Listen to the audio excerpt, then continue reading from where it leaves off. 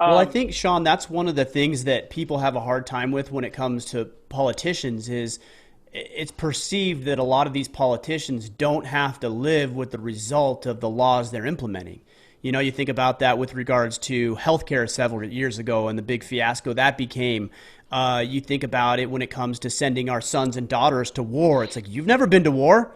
Exactly. Like, you've Yeah, never you're had to right. stare and look at somebody who was dying with, you know, tattered uniform, blood-soaked clothes, literally dying in your arms. You never had to do that.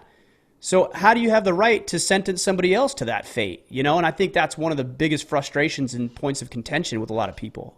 Yeah, man. I mean, and what I think what you're speaking to is this is why people are so in favor of term limits, by the way, right? Because the Mm-hmm. idea of somebody who's been in Washington on either side for 50 years is just, it's distasteful, because what happens is those people become untethered from the people that they're truly supposed to represent. You know, Definitely. they go to Washington, they stay.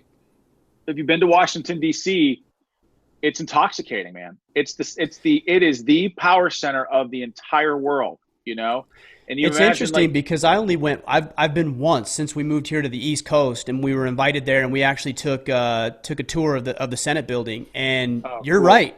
I was like, man, this is awesome. We took a little tram under one of the buildings that went to the Senate building and did the Yeah. tour, and I was like, this is amazing. You know, you see the I White know, House and man. the Washington Monument, Lincoln Memorial, and it is intoxicating. It's amazing, and I could see how the power that would come with that could quickly go to an individual's head.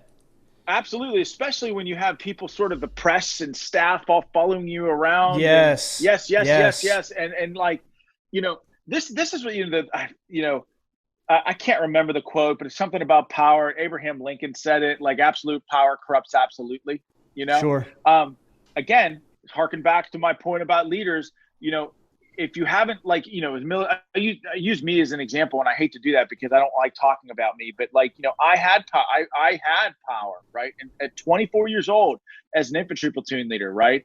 And the lesson that I learned there, when everyone around me was getting shot up and wounded, I was wounded too, right? Was that the best leaders in the world take the power that is blessed and bestowed upon them, and they give it back to the people, right? Hmm. And the people, when trusted with freedom and power to make decisions in the best interest of themselves and the people that they themselves serve, almost always do the right thing with it.